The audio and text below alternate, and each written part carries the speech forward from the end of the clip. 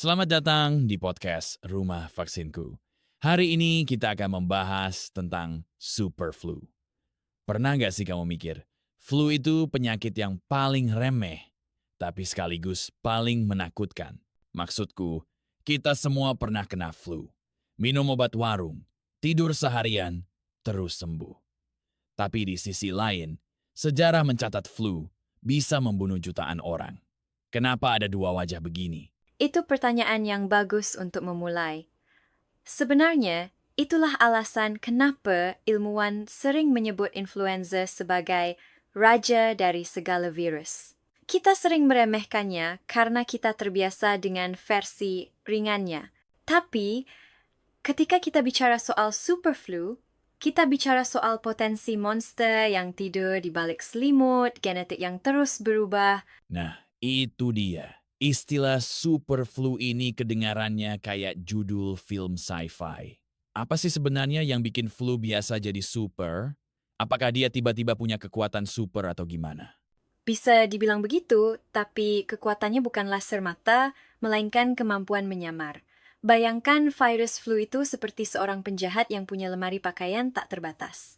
Penyebab utama kenapa flu bisa jadi super atau pandemi besar adalah kemampuannya untuk bermutasi. Virus influenza itu sangat tidak stabil. Dia terus-menerus mengganti bajunya. Oke, jadi dia ganti baju biar nggak dikenali polisi. Dalam hal ini sistem imun kita? Tepat sekali, sistem imun kita itu kerjanya berdasarkan ingatan. Kalau dia lihat virus dengan baju merah, dia ingat cara melawannya. Tapi virus flu ini cerdik. Dia melakukan apa yang disebut antigenic drift, perubahan kecil. Dia ganti topi, ganti kacamata. Sistem imun kita masih agak kenal. Kayaknya ini si penjahat kemarin. Jadi kita cuman sakit ringan. Tapi kalau super flu, Nah, super flu terjadi lewat antigenic shift. Ini bukan cuma ganti topi.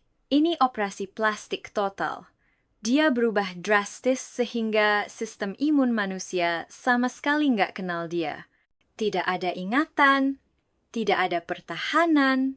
Akibatnya, virus bebas merajalela sebelum tubuh sempat sadar apa yang terjadi.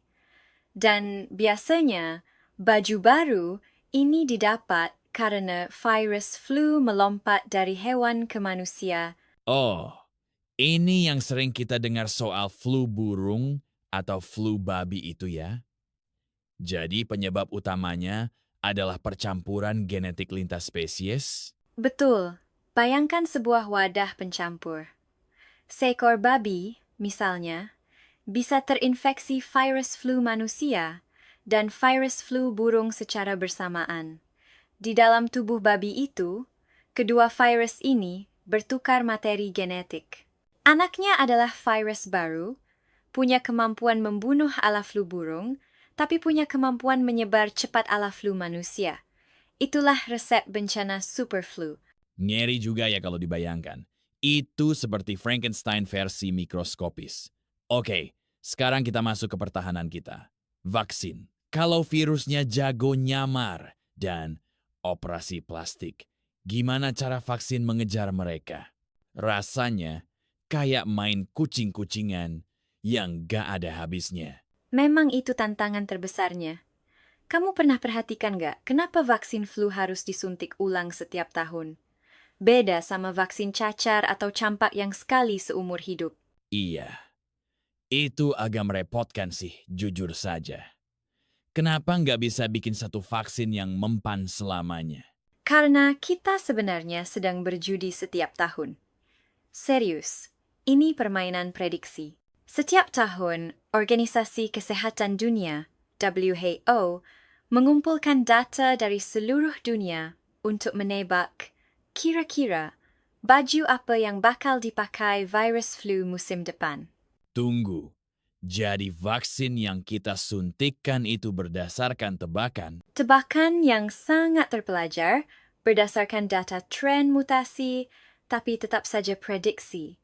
Mereka harus memutuskan komposisi vaksin 6 bulan sebelum musim flu dimulai. Kalau tebakannya benar, efektivitas vaksin tinggi. Kalau virusnya tiba-tiba ganti baju di tengah jalan, efektivitas vaksin bisa turun. Itu sebabnya kadang orang bilang, aku udah vaksin kok masih kena flu. Ya, mungkin karena virusnya sedikit berbeda dari yang diprediksi. Wah, itu terdengar melelahkan dan mahal. Maksudku, kita selalu satu langkah di belakang virusnya dong. Selama puluhan tahun, ya, kita di belakang. Tapi, ada kabar baik. Teknologi sekarang sedang bergerak ke arah Universal Flu Vaccine. Ini adalah cawan sucinya penelitian flu. Universal? Maksudnya, satu vaksin untuk semua jenis flu, termasuk si super flu ini? Persis. Idenya begini. Kalau tadi kita bahas virus flu itu pakai baju yang gonta-ganti, sebenarnya ada bagian tubuh virus yang tidak pernah berubah. Bagian batangnya, vaksin tradisional kita selama ini menyerang kepala virus yang sering berubah bentuk. Vaksin universal ini dirancang untuk menyerang batang atau pondasi virus yang stabil. Jadi nggak peduli dia pakai topeng apa. Kalau kakinya sama, kita tebas kakinya. Metafora yang agak sadis, tapi akurat. Jika ini berhasil, kita tidak perlu vaksin tiap tahun. Kita mungkin cukup vaksin beberapa kali seumur hidup, dan itu akan melindungi kita dari flu musiman biasa, bahkan potensi super flu yang belum muncul sekalipun. Itu revolutionary sih. Tapi seberapa dekat kita dengan teknologi itu? Atau ini cuma angan-angan laboratorium? Kita sudah lebih dekat daripada 10 tahun lalu. Apalagi setelah kesuksesan teknologi mRNA saat pandemi kemarin. Para ilmuwan sekarang punya peta yang lebih baik untuk memprogram sistem imun kita. Tapi, tantangannya bukan cuma soal sains, tapi soal respon tubuh manusia yang kompleks. Terkadang, respon imun terhadap bagian batang itu tidak sekuat respon terhadap kepala. Jadi, PR-nya adalah gimana caranya bikin sistem imun kita marah besar pada bagian yang tersembunyi itu. Menarik. Jadi intinya, penyebab super flu adalah kecerdasan alamiah virus untuk berevolusi dan melompat antar spesies. Sementara, vaksin adalah upaya kita untuk memprediksi atau semoga nanti mengunci pergerakan mereka secara permanen. Benar. Dan jangan lupa faktor manusianya. Semakin kita merusak habitat liar, semakin sering kita kontak dengan hewan pembawa virus, semakin besar peluang terciptanya super flu. Vaksin itu perisai, tapi perilaku kita terhadap alam adalah pemicunya. Itu poin yang dalam. Kita sibuk bikin perisai, tapi kita juga yang mancing musuhnya keluar. Ya, ini ironi peradaban modern. Kita punya mobilitas tinggi pesawat terbang, bisa membawa virus dari satu ujung dunia ke ujung lain dalam 24 jam.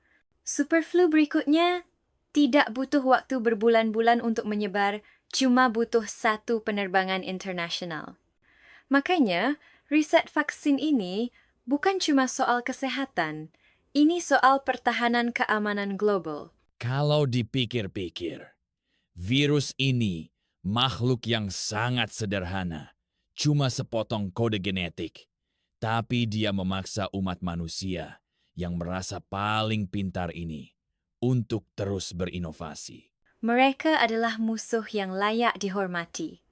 Mereka sudah ada jauh sebelum kita dan mereka selalu menemukan cara untuk bertahan hidup. Tujuan virus sebenarnya bukan membunuh inangnya loh. Oh ya? Terus apa? Tujuan mereka cuma memperbanyak diri. Kalau inangnya mati terlalu cepat, virusnya juga mati. Superflu yang paling sukses sebenarnya adalah yang sangat menular, tapi tidak terlalu mematikan, sehingga dia bisa hidup abadi di populasi. Keseimbangan inilah yang mengerikan. Jadi, kesimpulannya, Perang ini nggak akan pernah benar-benar selesai ya. Kita cuma berusaha menahan imbang. Mungkin. Tapi dengan sains, setidaknya kita punya peluang untuk tidak kalah telak. Kita belajar dari setiap wabah. Kita belajar dari setiap mutasi. Dan mungkin kita juga harus belajar untuk tidak terlalu sombong menghadapi alam. Terima kasih banyak untuk pencerahannya hari ini. Obrolan yang bikin parno tapi juga bikin optimis di saat yang sama. Sama-sama. Kuncinya adalah waspada, bukan panik. Dan ya, jangan lupa cuci tangan. Siap? Sampai jumpa di episode berikutnya, teman-teman. Tetap sehat, tetap penasaran.